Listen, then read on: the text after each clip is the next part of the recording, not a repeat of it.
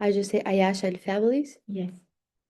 So it's Lilu Nishmat of Moshe ben Eliyahu by the Ayash and Sidon families. Okay. Refouach Shelema. Shani Bat Hagit. Eliyahu. Comment il va d'ailleurs? Il y a des Et nouvelles? j'ai appelé hier justement parce que je voudrais aller la voir.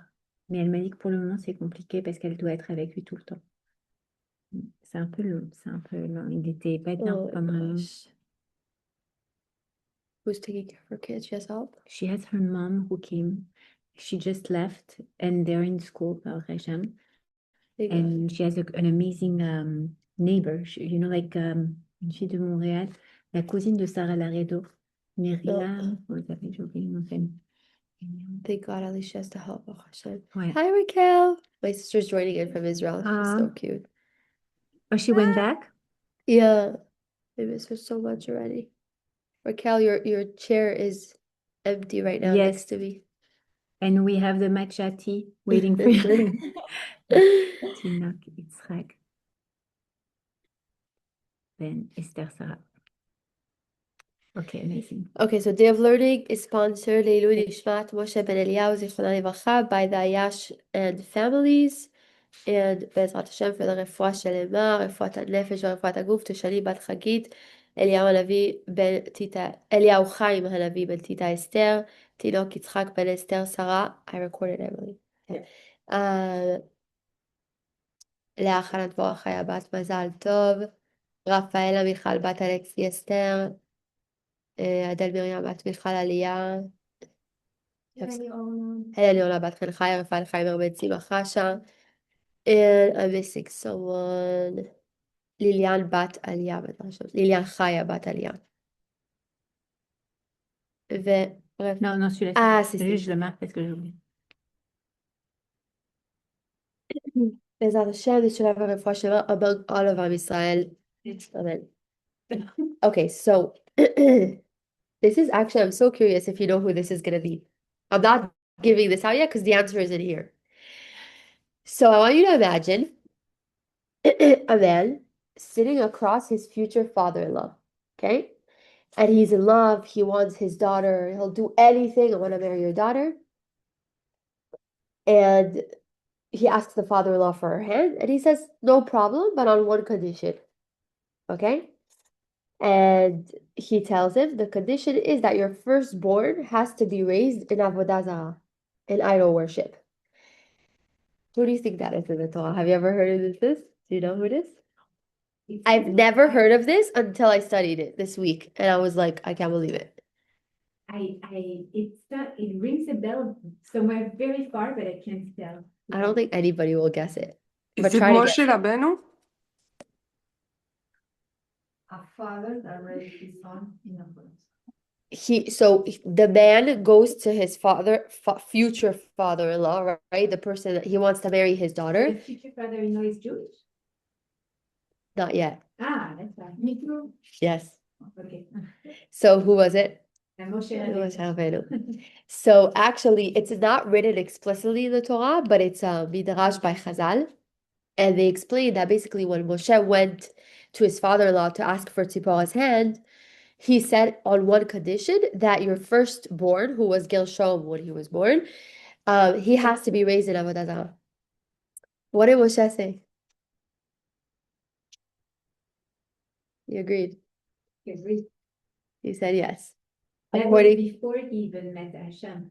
Also, so he- yes, before he was shaped into Moshe Rabbeinu, but we'll go into the reason why. Obviously, he said yes, but he himself was raised in Avodah Zarah.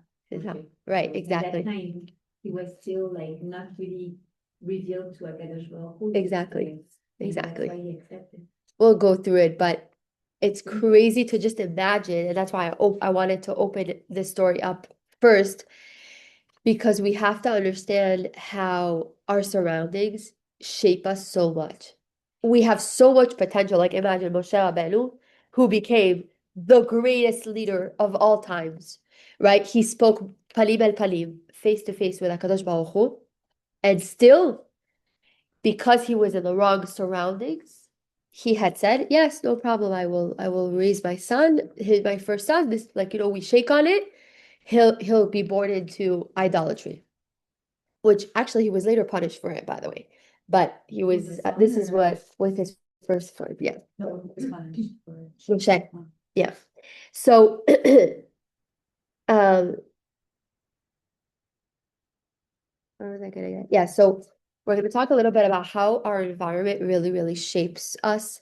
And it's important to know that no matter how much potential you have and how much of a incredible human being you can be, when you have this social pressure, when you have even family members, when you have friends around you, people around you that are behaving a certain way, dressing a certain way, talking a certain way, acting a certain way, we get shaped by that. And some people say, no, I have a strong personality. I won't get lured into it. You will. Over time, you will. It takes a little bit of time. For some people, it's much quicker. And for some people, it takes a little bit longer, but we're not strong enough. And then this is the reason why, by the way, we have so many laws in the Torah because we're not strong enough. And Hashem says you have to put yourself boundaries. And this is the reason why people, for example, that live in Bnei Brak, people are like, they're like secluded from the world, right? Everybody has their own communities because they don't want to be influenced. It's very hard for them, and they understand that human beings are extremely, extremely vulnerable.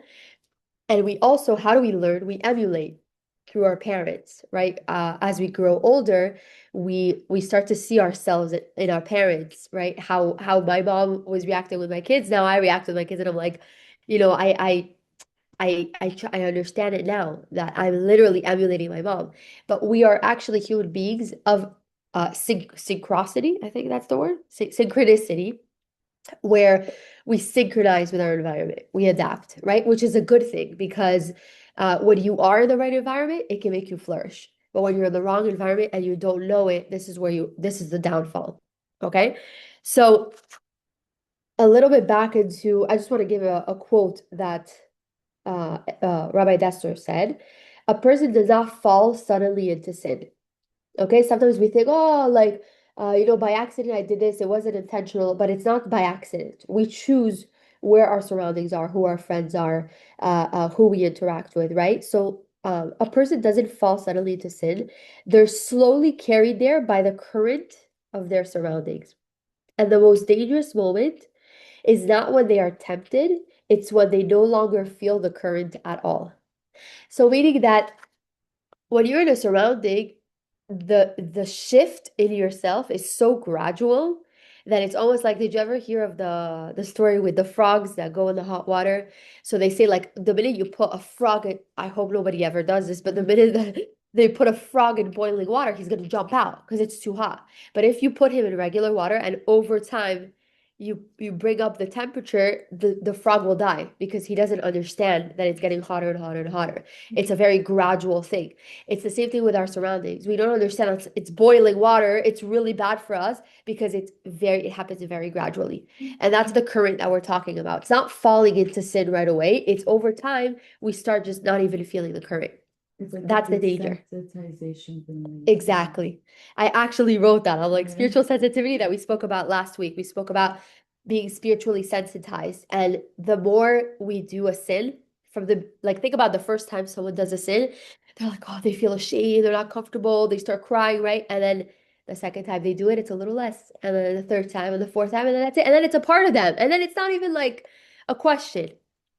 So we're going to talk a little bit about how they really the environment really influences us. So back to Moshe. Moshe arrived in Midian as a refugee. Okay, he had no intention of absorbing the values of Midian because for him, he had come from Egypt and he was also raised in a certain way, so he didn't want to absorb their values. He didn't have that intention, and yet he sat at Yitro's table. He breathed the air of the house, which, by the way, at the time Yitro was doing Avodah Zarah. And he came to love a woman that was raised in that world. So can you imagine? And somewhere in those years, his measuring stick, we always have measuring sticks. So what's right and wrong? We have that moral compass. It started to shift a little bit.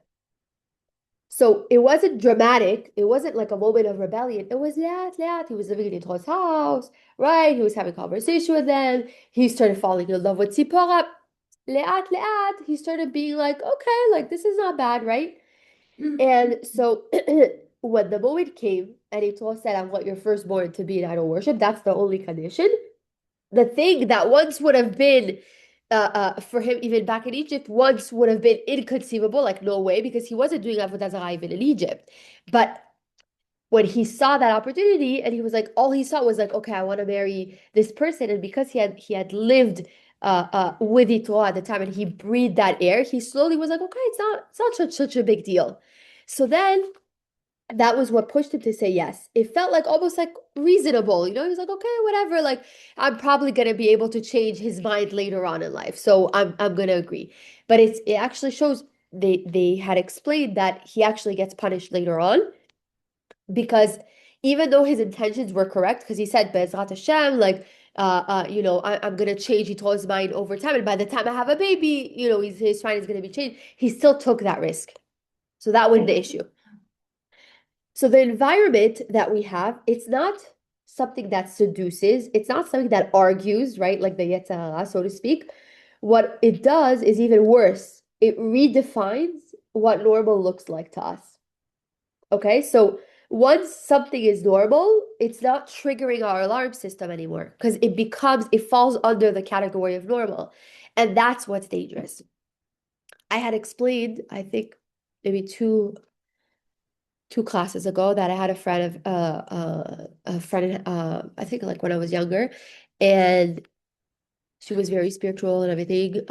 And I saw 2 years ago she posted a picture of herself like in a very inappropriate setting, and like it was like an inappropriate picture, and I took the responsibility and I said, okay, like what's going on, like is everything okay, is there anything I can help with, because I felt like terrible, but for her, she was in a surrounding, in an environment where everyone was like that.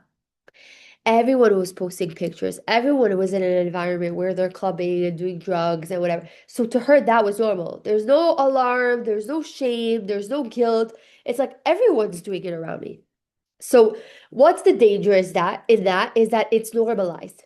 So it's not like you're like the odd one out, or like you're gonna look weird to your friends. Like it's a completely normal environment. And this is where we fall. So it redefines what normal looks like. And once something is normal, it doesn't trigger alarm systems. The guard goes down, and it goes down not because we lowered it because of our moral compass, because naturally over time we just got used to it. And so we stopped feeling the need to feel shame or guilt because that's it. Like it's a normal thing. Everybody's doing it. So Rabbi Dessler teaches that the human being, literally can't talk, is a creature of imitation. Like we said, chikui, and absorption. We absorb everything that we do. I actually spoke to someone who she's an influencer on Instagram, and she basically takes like modern life, okay? Like she'll talk about like celebrities and tie it into like Judaism. It's very funny. So she's very creative in that. But she'll watch shows on Netflix, like any show. Like she's very comfortable, huh? Oh, I didn't want to say her name, but yeah. No, it's fine. It's not like anything, it's not anything bad. It's just that she's like when I had spoken to her, she said she's not sensitive to watching things on Netflix, like because she grew up not like having watched, so it wasn't like something that's a sensitive thing. For me, I know for me in my personal like persona and my past, I cannot watch things on Netflix. I cannot read inappropriate books because I know it will affect me. So everybody's different. Sometimes you're more sensitized to your environment, but I could be very affected by my environment. So we have different sensitivities. So that's what I was saying. It's not a bad thing. She might not be as sensitized to it. Like she'll say she'll watch an episode of whatever, and it won't do anything to her. It won't change her. Who knows? Maybe it does. Maybe it does, but she doesn't know. But for me, for example, I can't. I have to watch my eyes. I have to guard what I hear. I have to guard what I talk about because it really affects me. So sometimes we can become sensitive over time, and our sensitivities can be different. So some people can be in an environment and it can be a little stronger. But what I'm trying to say is that no matter how strong you are, over time, it's going to affect you, whether it's unconsciously or consciously. So so it's so we're built to sync with our surroundings. This is how Hashem created us. So in a good environment, it allows us to absorb the Torah, to be more generous, to have kedusha, right? We when we surround ourselves with Torah, I always tell more like when we were surrounded by a different community, we wouldn't give as much tzedakah and do as much chesed. But now that we're in a community where we have more of an ability to give and we see other people giving, we're more inclined to give because we're just in that environment. It's not because we're good people. It's just because really we see that around us. So it kind of makes us go with the current. So it's very, very important. But at the same time, when you are in a negative environment and you see all these things around you and it becomes normal, so then it starts becoming a part of your life. And then unfortunately, you have so much potential, but the surroundings are kind of covering that. Okay, so the same mechanism, it's so beautiful how it's written, but the same mechanism that allows us to rise by proximity to greatness will pull us down by proximity to mediocrity, right? Being mediocre, being like, okay, we don't need to be good people. We don't need to work on ourselves. We could just be in our comfort zone. There's a lot of people like that. All day they're smoking, all day they're, they don't have a direction in life. I know someone who all day their friends are smoking and just having a good time and laying in bed and watching movies. So that person that is that in that environment brings them down because they have no other choice. That's the environment that they're in. And they're like, what? I'm not gonna have a social life, so I have to be with those people. Right? So you really, really do have to choose your surroundings wisely. And unfortunately, some people really do feel like they don't have a choice, but you always have a choice. You have to really push yourself to be in the right surroundings that will push you forward. So um, I want to repeat the quote because it was very important. The same mechanism that allows us to rise to greatness can also bring us down to mediocrity without our consent, without our awareness sometimes, and without ever having to make a choice. Because if you're in the environment and you were put there for whatever reason, let's say growing up, right? You were put in an environment. I was in a school, I won't say which, hopefully you guys don't know, but I was bullied my entire high school. My entire high school. And unfortunately, that was the circumstances that I was in, and I had to swim. And thank God, I don't think it really affected me as much as some people are affected by bullying, but it makes an impact. It makes an impact at the time. It lowers your confidence. You feel alone. You feel like something's wrong with you. Um, a lot of things go on when you're in the wrong environment because then sometimes you say something's wrong with me. If you want to be a religious person in a place where no one is religious, people are going to be like, what are you doing? Right? Like, can you imagine right now I'm going to a place where it's completely, completely not religious, like they've never heard of Torah, and I'm coming and saying, oh, there's going to be a shul next week at my house. They're going to like laugh at me. It's going to be a joke. Whereas here I'm coming to the Midrashat, people are coming and taking their time to come and listen. So it's two completely different surroundings. And sometimes, I was actually, when I was writing the show, I was thinking, well, what if you want to be a light? So then, where do you draw the line? Because if you can be influenced by your surroundings, but you also want to be a light to a surrounding where there is no Torah, then where is that balance? There's a beautiful Ma'amar of the Rebbe, the Lubavitcher Rebbe, on how to be a lamp lighter. Oh, wow. Because this is what he promoted. He created a system of lamp lighters. Basically, like, Oh, wow. you send a shaliach to a place where the environment is not yet what it has the potential to be. I love Sometimes that. they're very far away from their essence, Judaism. right? Yeah. And how do you light that lamp without getting burnt, without not getting burnt, without being extinguished yourself? Wow. And it's a very, very Thin line. thin line. And I will bring it up. I'm going to write it down. But it's very interesting, and he gives examples. I think there are 4 different situations of how, like, you can go and light the lamp when the lamp is in the outside, when the lamp is in the water, when the lamp is. So it Wow. shows really like 4 different type of environment. And he explains how the lamplighter has to react in such an environment. Wow. It's very, very interesting, especially like for lamplighters like you. I wanna read that. But that's very interesting. So yeah, I was saying that that was an issue for me because I was like, okay, so don't put yourself in a bad environment, but what if you're supposed to be the light? You're supposed to bring the Torah to a place where there is literally none. Uh, so I don't have the answer. I think everybody, everyone is different, and I think that some people are, first of all, you could pray for it, that you won't be manipulated or drawn by it. But number two, I think when you live with conviction and you have such a strong bond with Hashem, I think that it's different. I think you're much, much stronger, but again, you can still fall. Can I think, yeah, of course. Can we step in the conversation? Of course. Open the conversation. I personally feel, like when you think Abraham Avinu was in an environment that was against him, and he was called an Ivri because he had to cross against the flow of people. Everybody was thinking something different. So we have that power of being an Ivri within us because this is in our spiritual DNA. Right. And at the same time, we're very fragile. We don't have, it's hard to have the same strength as Abraham Avinu. Of course. And you know what? I was just telling you how like I moved to Miami before I met my husband, and I know why I moved to Miami.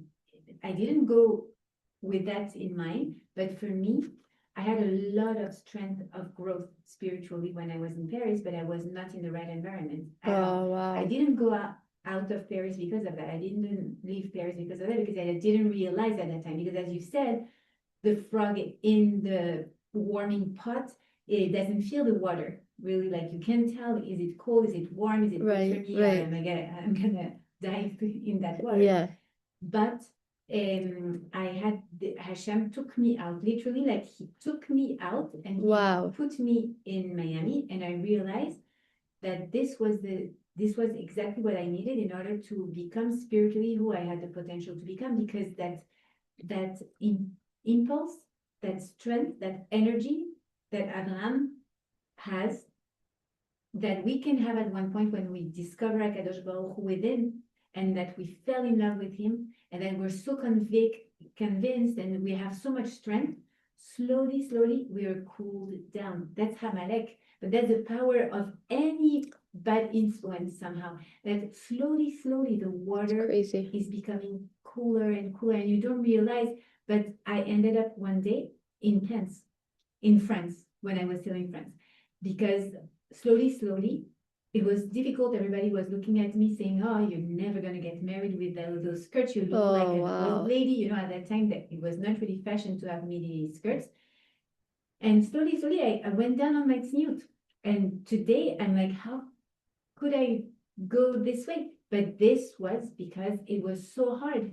So I thank Hashem every day that I was able to move to Miami, because it helped me to live the life I wanted, and to have that, and to nurture that energy that I had, and that impulse that I had, in order to continue to be the Jew I wanted to be. Yeah. It's so hard. It is very hard. And imagine how much energy it costs us. So that's why, how much energy does it cost you to swim against the rip current? Right. It's you can can't get imagine. so exhausted of that. Yeah. That many people fall because of that. And we had a conversation last week at the Pirkei Avot class at the Shul of Bar Harbor, because the lady who was hosting the class became religious here. And the other person who was speaking was a religious Chabad from Brooklyn, and she went down here in Miami. Oy. And so one was saying, wow, Miami is the best place to grow. And for the other one, for us, like, it's the worst place, because everybody is in bathing suit and stuff. Like, it's so difficult. It's Of so course. So it depends also where you come from, obviously. But imagine the effort that it costs to maintain the same level of spirituality when you're in a world that is so different from you. 100%. And I feel like it's really a big challenge, very, very big challenge when you move into a new city, when you go to university and you've been in a Jewish school all your life, and then suddenly you go to a university that's not Jewish, for instance, and you think, okay, it's fine, but the truth is that Crazy. no, it's less. Or you are 18 years old. I have one of my sons, for instance, at 18 years old, he went to tag the place where we used to tag his phone, and he said, I'm 18, untag my phone, please. And he was excited to go on the Oh, social wow. media. He had never had social media in his life. And so he went and he told me after some time, at first, the Oh my God, first you weren't year, scared? I would freak out. what do you, I I break. know. It's At the very same hard. time, I had, what do you want to do? There's He's nothing to 18. do, yeah. But after some time, he realized, he told me, Mom, like, all those people, they don't have anything else to do. I'm like, oh.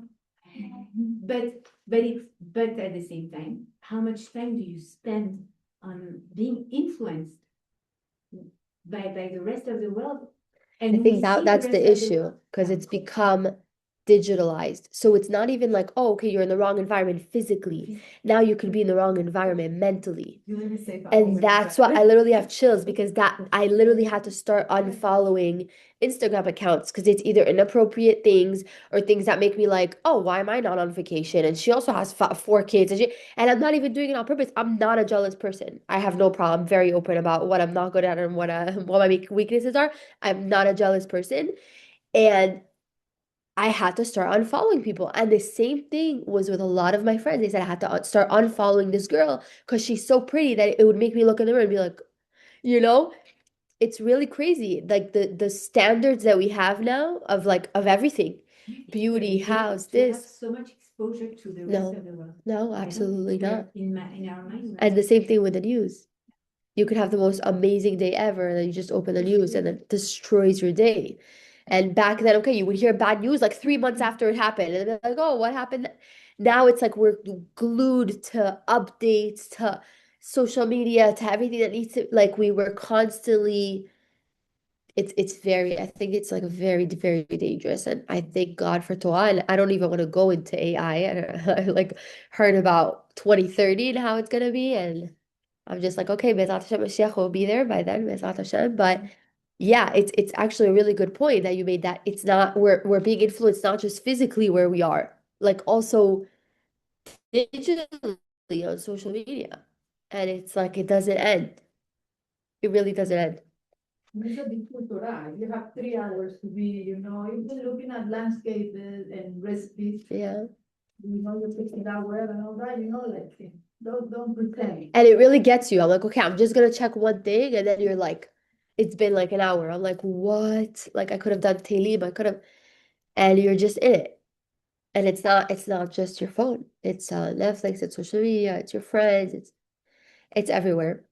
So I think the more you ground yourself in Torah and like how you all come to the Midrashat instead of, doing other things, which I'm sure are important, but there are some people probably who didn't come and they're just scrolling on their phone right now, right? We don't know.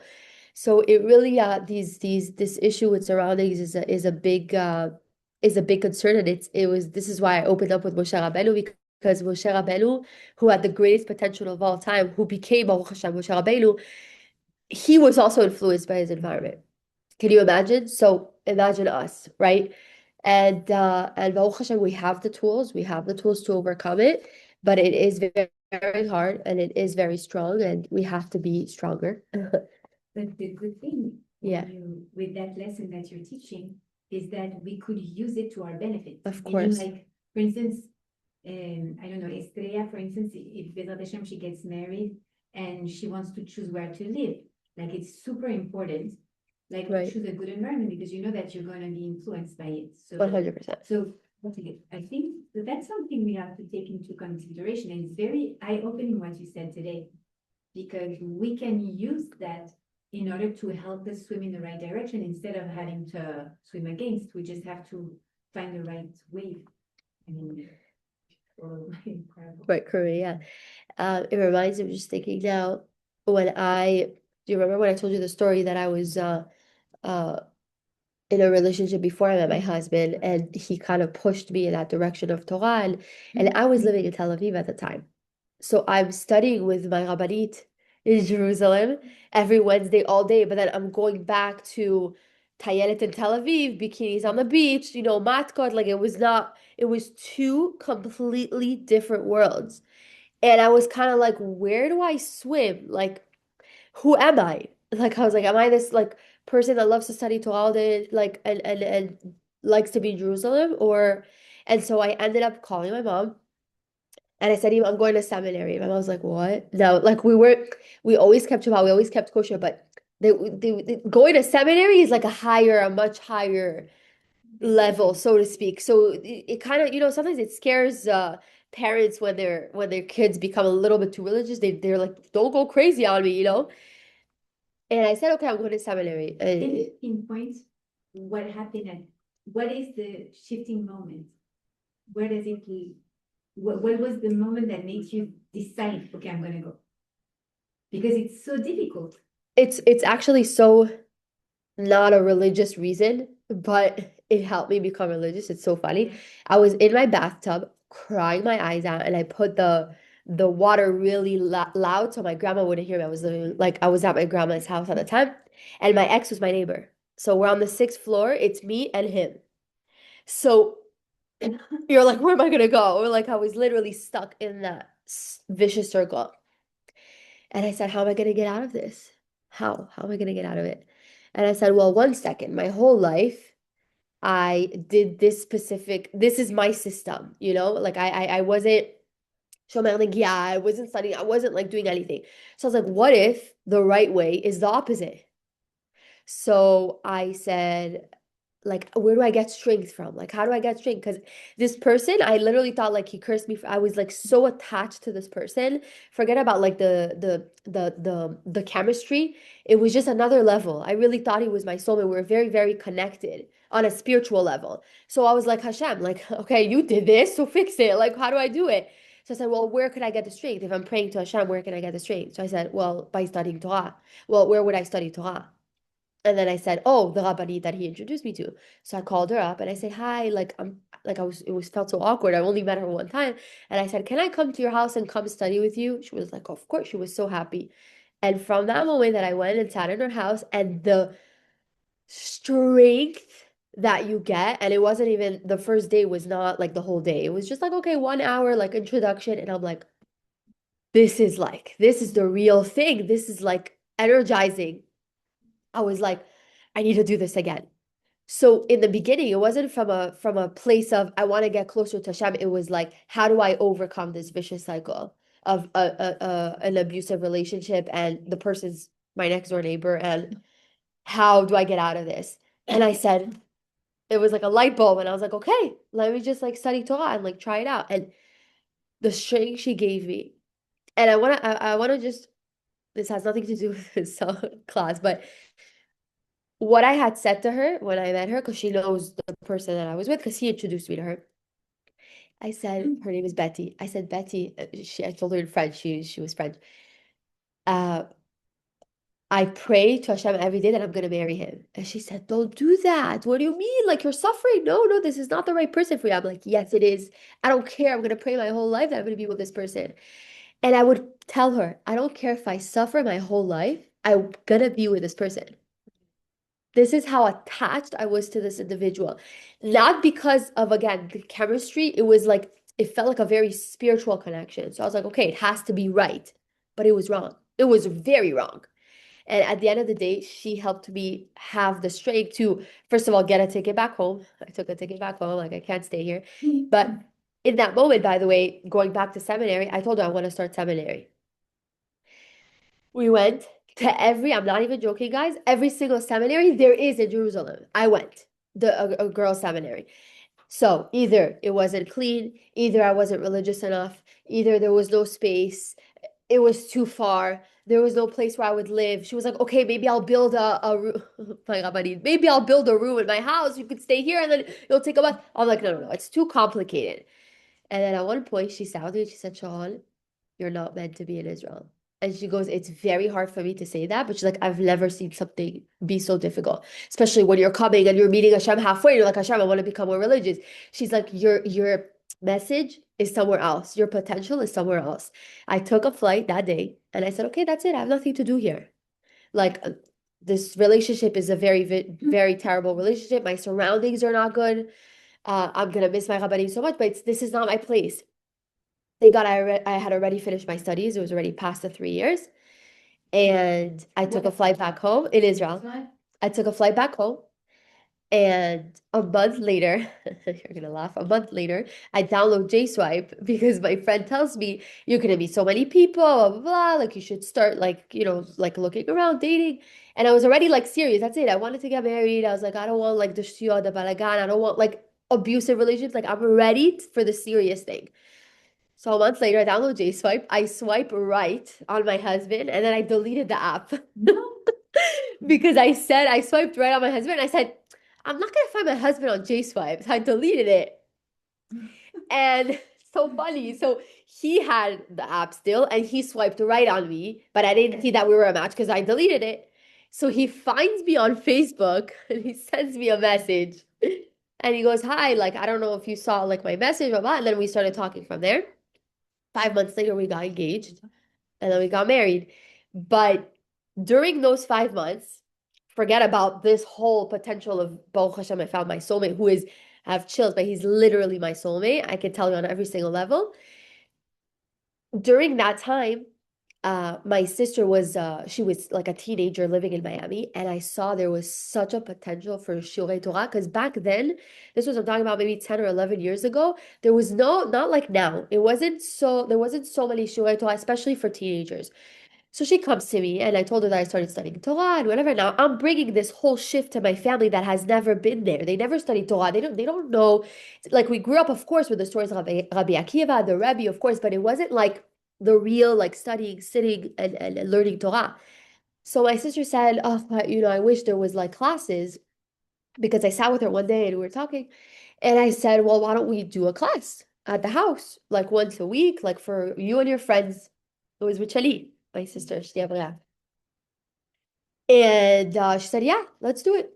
So I told my mom, and my mom was like, oh, with your shiurim, in the beginning, it was so like, it's like weird. And I said, okay, let's do it. So we did the first class. It was a Monday night.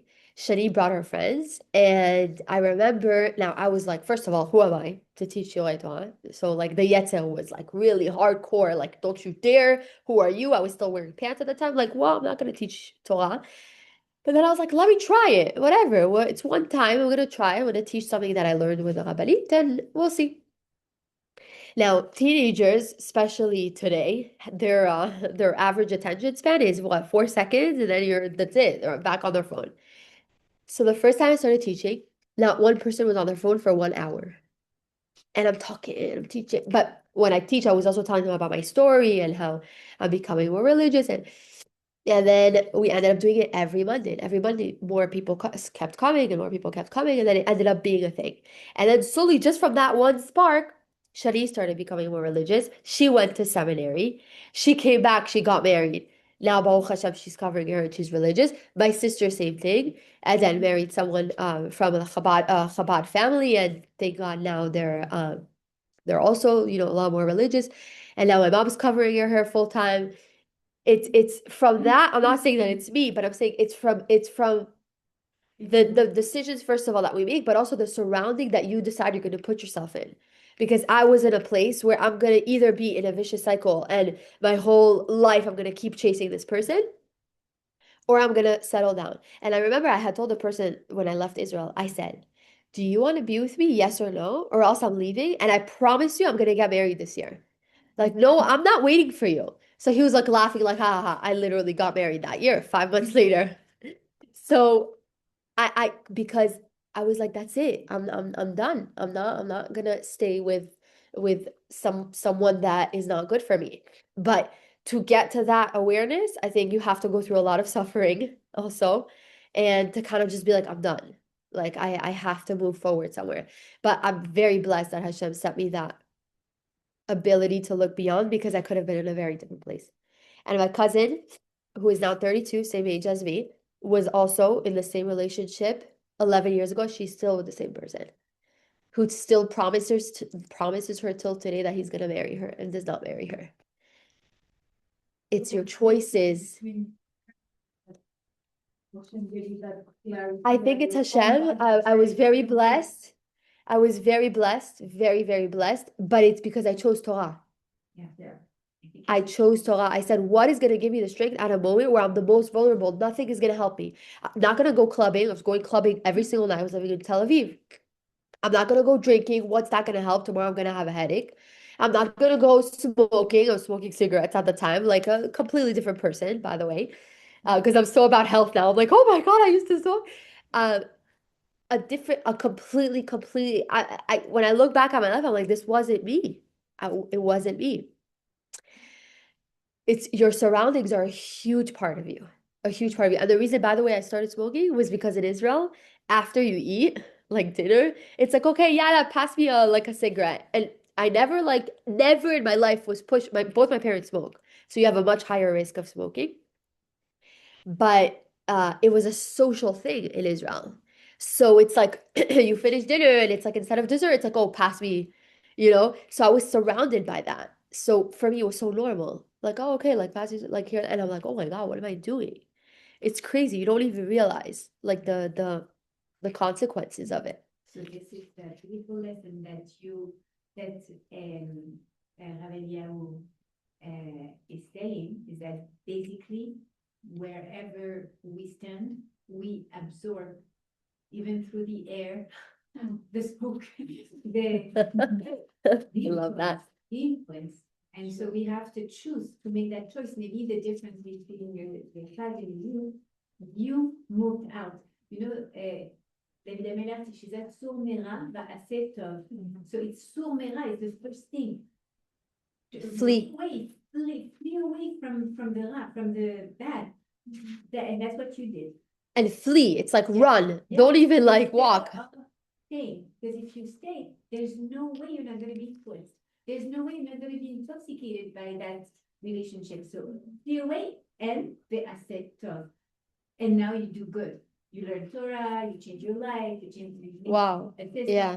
So it's really go away because that's the only way you can escape that. Yeah. And we see that with Yosef Tzaddik in the house of Potiphar. Right. He ran away, he fled away. You have no choice. You have to. So yeah. So yeah, we spoke about my life mostly in this class, but I wanna thank you. I wanna end with an example of something that can happen to anybody, honestly. But there's a woman, we'll call her Sarah. She grew up in a home where Shabbat was sacred. Her speech was guarded. They were very about, against Lashon Hara. Tzniut was not just halacha, but it's something she felt in her bones. She gets married. She moves to a new neighborhood, and she makes new friends. And they're good women. They're from women, right? All is good. But then the conversations are different, right? What people talk about are different. And Sarah notices this at the beginning. She feels a little bit uncomfortable, right? But she's like, okay, but I need friends. I need to make friends. And the women are really nice. Okay, so let me continue being with them. And slowly, the discomfort fades. And 5 years later, Sarah is having conversations she once would have walked out of. And she does not experience this as a decline. She experiences it as maturity. This is where the Yetel comes. And he says, look, you're so much more mature now. You're able to accept everybody. You're not judgmental anymore. Look at these women. But really, what are you doing? You're actually going into a decline. And that actually happened to me in the beginning when I started being tzniut. I noticed I was a little bit more judgmental of other people around me because now that I'm wearing skirts and someone's wearing a mini skirt, which I once wore, I'm like, oh yeah, like she said. So I was like, oh my God, I'm becoming more judgmental. And that was also the Yetzel telling me like, oh, but I'm becoming a bad person. I'm being more to you, but I'm judging people. So where does that? And I had to find the fine line where I'm like, I feel comfortable and I'm working on like being more like everybody's different and everybody grows at a different pace. And you once were, so how could you be judgmental? But we do have the Yetzel pushing at us when we are growing. So it could be that we're in the right environment, but the Yetzel could be pushing us, or we could be in the wrong environment. The Yetzel's like, no, it's good. You're becoming more mature. You're becoming less judgmental. You have more clarity. But no, it's the opposite. You don't feel shame anymore, so it's fine. No, you're actually just in the wrong environment. So that is called Shinui Hateva al Yedei Hergel. Shinui Hateva, the change of your nature, based on hergel, based on habituation, based on habit, based on your surroundings, right? Because your surroundings then dictate your habits.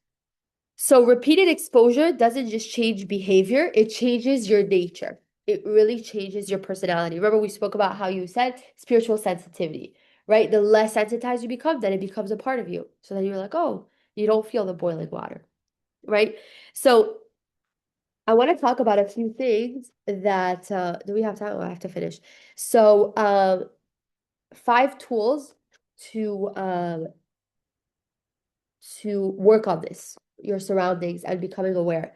So number one, it's called the before and after audit. It's very interesting. So you ask yourself, who was I 5 years ago? So I guess in my case, 10 years ago, in terms of what was I willing to say, to accept, to spend time on, to overlook, and who am I now? So trace it honestly. What are the changes that you made? How were you 5 years ago or 10 years ago? And who are you today? What are the changes? It could be negative and it could be positive. And I want you for each change, you say, is this growth or drift? Because sometimes we think it's growth, but really you're actually pulling it back. Don't answer it immediately. You sit with it. The answer that comes too fast is usually defensive and it's not the truth. So you really have to sit with it and say, okay, 10 years ago, who was I? And am I a better person now? The things that I had said 10 years ago, like for example, I used to curse a lot when I was, a teenager or whatever. And now I'm like very, very sensitive. Someone says the F word or whatever. Like I'm like, whoa, like my ears. So like that's an example. So who were you 10 years ago or 5 years ago, and then the changes that you've made over time. And is that a drift or is that growth? So tool number 2, the discomfort inventory. So Rabbi Dessler teaches that, I'm going to hand these out so that I have it, that, where am I? The moment of discomfort, the small inner protest is one of the most precious moments in someone's life. If you're uncomfortable somewhere in a situation, it might mean that you're starting something that is a sin and that's your guilty conscience. So stop that cycle, because if you continue that, then 4 days from now, if you're continuing that same pattern, you're not going to feel the shame and guilt anymore. And then that becomes a part of you. So we have to be very careful to pay attention to that discomfort. It is the neshama speaking before the environment drowns it. So make a practice of noticing these moments and writing them down. Not to act on them immediately, but to refuse to let them be silenced. The inventory itself is an act of resistance against the current, like we spoke about. Then we have the environment cannot be our standard. This is a very important one, because when you feel like, oh, everyone does this, that's not a halachic thing and it's not a masar thing. It's not, is this normal, but is this true? Is this true to me? Does this resonate? Does that align with my values? Make it a regular practice, even weekly, even daily, to evaluate one area in your life that's not against your social world, but it's against something in the Torah. Because socially, it could be acceptable, but then in Torah, it's completely wrong. Just like Ravital was talking about it last week, she said that she has friends that always invite her for coffee, and she always says no, no, no, because they always talk Lashon Hara, and she doesn't want to be put in that environment. So she's very aware that that's not the right environment for her. So she understands that it's her social world, right? Her social world is talking Lashon Hara, but she knows it's not aligned with her values. Okay, the last thing is, second to last, think of a time in your life when you felt most aligned, most like the woman you want to be. Who were you around? Who was in the air? Okay. Think about the last time that you felt like in a good environment, in a good place, surrounded by good people, and remember what was that like, and try to surround yourself with those types of people, because that is what will propel you to growth. And then the last one is, which is the cheshbon nefesh, that it's not just about being self-aware, but you want to take one specific thing that you want to make, one specific change that you want to make in your environment. Okay, so I'm trying to think of something that you could do, a conversation to step back from. If you have someone that you're constantly with that talks to Shara, either you say something or you kind of distance yourself from those situations. Just think about something in your environment that you could maybe make a small change where it will impact you the most, and you'll see that you'll be able to grow in that specific part. So I don't know if you guys have any more questions. You guys have the reflection questions. More than welcome to share. I was barely able to talk, but I tried. Was practical teaching, you know? Yeah. We saw